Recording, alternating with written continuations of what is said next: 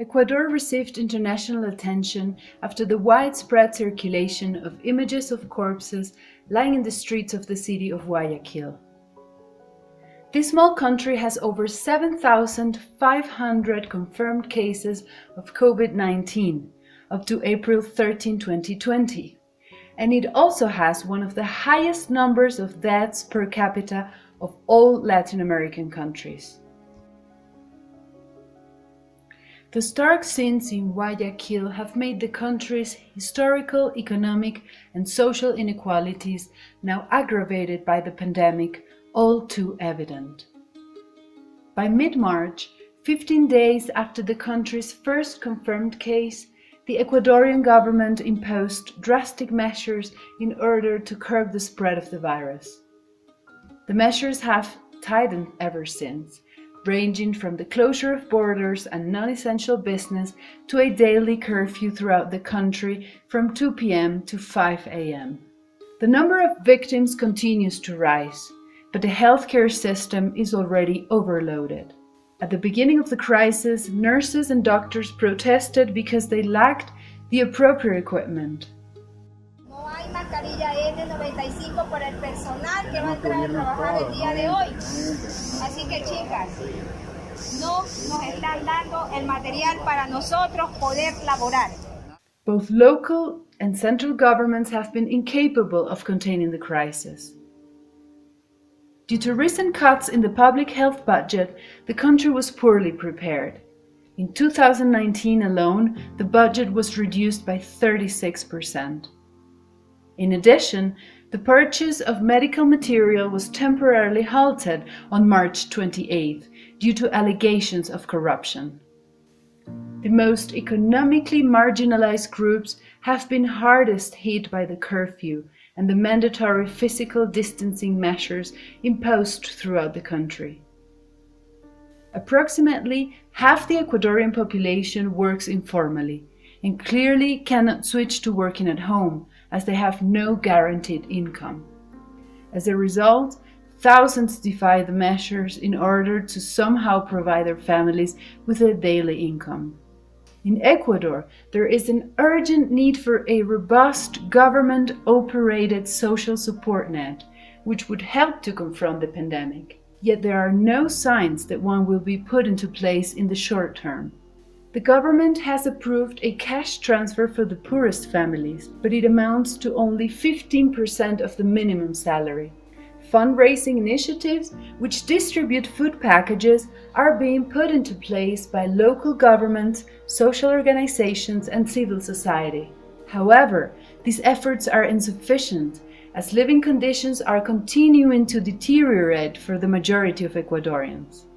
The coastal province of Guayas is the most affected, with approximately 70% of all cases. Chaotic conditions still prevail there.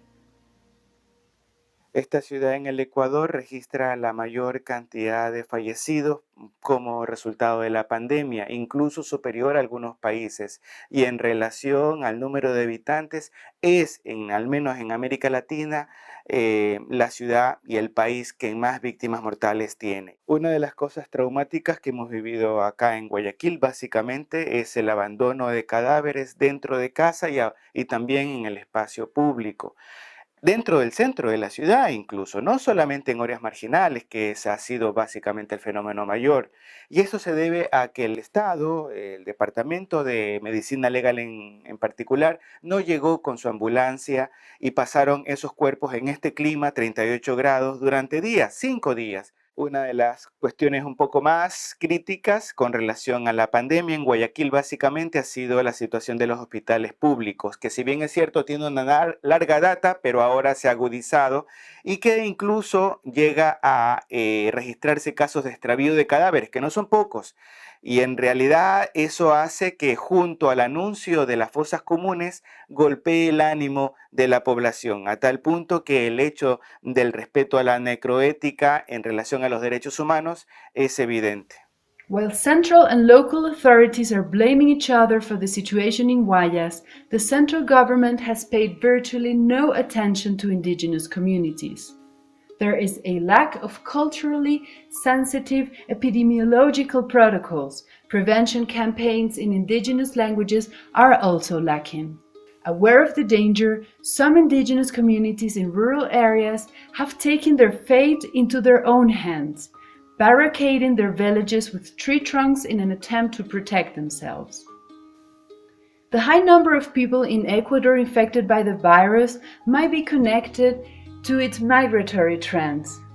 11% of the Ecuadorian population lives and works abroad, many in the US and Spain.